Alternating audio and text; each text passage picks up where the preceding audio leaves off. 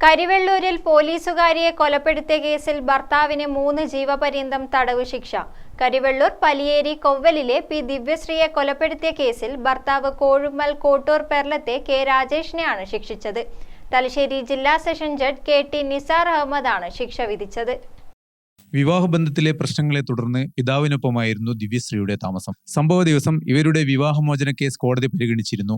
കോടതിയിൽ നിന്ന് വീട്ടിലെത്തി ഭക്ഷണം കഴിക്കുന്നതിനിടെയാണ് കൊടുവാളുമായി രാജേഷ് ബൈക്കിലെത്തിയത്. വാൾ കൊണ്ട് ഗ്രിൽസിൽ വെട്ടിയ ശേഷം കുപ്പിയിൽ കരുതിയിരുന്ന പെട്രോൾ വരാന്തയിലേക്ക് ഒഴിച്ചു. വരാന്തയിൽ ഗ്യാസ് സിലിണ്ടർ ഇരിപ്പുണ്ടായിരുന്നു. ഭയന്ന ദിവ്യശ്രീ നിലവിളിയോടെ പുറത്തേക്ക് ഓടാൻ ശ്രമിച്ചപ്പോൾ പലതവണ വെട്ടേറ്റു. വീടിന്റെ ഗേറ്റിന് സമീപം വീണപ്പോൾ തുരുതുര വെട്ടിക്കൊലപ്പെടുത്തി. തടയാൻ ശ്രമിച്ച ദിവ്യശ്രീയുടെ അച്ഛൻ വാസുവിനും വെട്ടേറ്റു.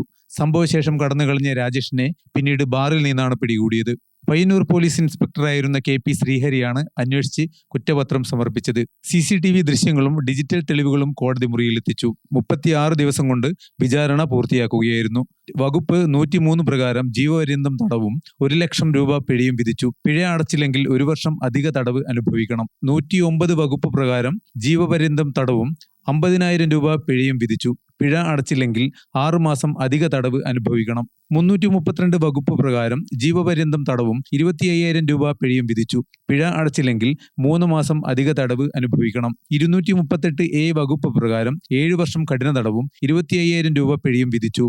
പിഴ അടച്ചില്ലെങ്കിൽ 3 മാസം അധിക തടവ് അനുഭവിക്കണം. അപൂർവങ്ങളിൽ അപൂർവമായ വിധിയാണ് ഈ കേസിൽ കോടതി വിധി പുറപ്പെടുവിച്ചതെന്ന് public prosecutor K. Ajith Kumar പറഞ്ഞു. ബോധപൂർവമായ കൊലപാതകമാണ് പ്രതി നടത്തിയത്. യാതൊരുവിധ ഇളവും പ്രതി അർഹിക്കുന്നില്ലെന്ന് കോടതി കണ്ടെത്തിയതായി പ്രോസിക്യൂട്ടർ പറഞ്ഞു. ഈ കേസിന്റെ ഒരു പ്രത്യേകത എന്ന് പറയുന്നത് പുതിയ നിയമപ്രകാരമുള്ള മുഴുവൻ തെളിവുകളും പോലീസ് വളരെ ഭംഗിയായിട്ട് അന്വേഷണത്തിന്റെ ഭാഗമായിട്ട് സംഘടിപ്പിച്ചിട്ടുണ്ട്. മറ്റൊരു പ്രത്യേകത, ഞാൻ എൻ്റെ ജീവിതത്തിൽ 32 വർഷത്തെ എൻ്റെ അഭിഭാഷക ജീവിതത്തിൽ ഇതുവരെ കാണാത്ത, അത് കോടതിയും അങ്ങനെ കണ്ടിട്ടില്ല എന്ന് കോടതിയിൽ അഭിപ്രായപ്പെട്ടിരുന്നു. സംഭവത്തിൻ്റെ CCTV ദൃശ്യങ്ങൾ എന്താണോ സംഭവം, നമ്മൾ ഒരു സാക്ഷിയുമില്ല, ഒരു ദൃക്സാക്ഷി ഇല്ല എങ്കിൽ പോലും ശിക്ഷിക്കാൻ പറ്റുന്ന രീതിയിൽ ആ വീട്ടിൽ ഫിറ്റ് ചെയ്തിരുന്ന CCTV ദൃശ്യങ്ങൾ, അതിന് ശബ്ദം അടക്കം, നിലവിളിക്കുന്ന ശബ്ദം അടക്കം കോടതിയിൽ ഹാജരാക്കിയിട്ടാണ് ഞാൻ കേസ് വിചാരണ ആരംഭിച്ചത്. പരിക്ക് പറ്റിയ വാസുവും അതുപോലെ തന്നെ അയൽവാസികൾ, ദൃക്സാക്ഷി, അവരൊക്കെ തിരിച്ചറിഞ്ഞിട്ടുണ്ട്. അത്തരം ഒരു നല്ല രീതിയിലുള്ള ഒരു അന്വേഷണം കേരള പോലീസ് നടത്തിയത്. അവരുടെ പോലീസ് ടീം പയ്യന്നൂരിലെ CI ശ്രീഹരിയുടെ നേതൃത്വത്തിലുള്ള അന്വേഷണം നടത്തിയത്. വളരെ ഭംഗിയായ അന്വേഷണം നടത്തിയിട്ടുണ്ട്. ഏതായാലും ഈ കേസിൽ 92 സാക്ഷികളെ പോലീസ് സൈറ്റ് ചെയ്തെങ്കിലും 65ഓളം സാക്ഷികളെ ഞാൻ പ്രോസിക്യൂഷന് വേണ്ടി വിസ്തരിച്ചു.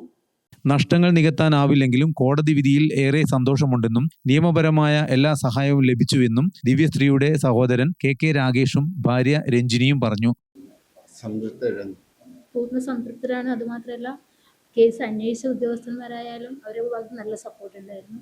പിന്നെ അജിത് സാറിൻ്റെ അടുത്തുനിന്നായാലും, കാരണം വെച്ചാൽ നമ്മുടെ മരിപ്പോഴൊക്കെ സാർ എങ്ങനെയൊക്കെ എന്തൊക്കെയാണ് ചെയ്യേണ്ടത് അതൊക്കെ പറഞ്ഞിട്ടുണ്ടായിരുന്നു. വിധിയിൽ വളരെ സന്തോഷമുണ്ട്. ഗ്രാമിക ന്യൂസ്, തലശ്ശേരി.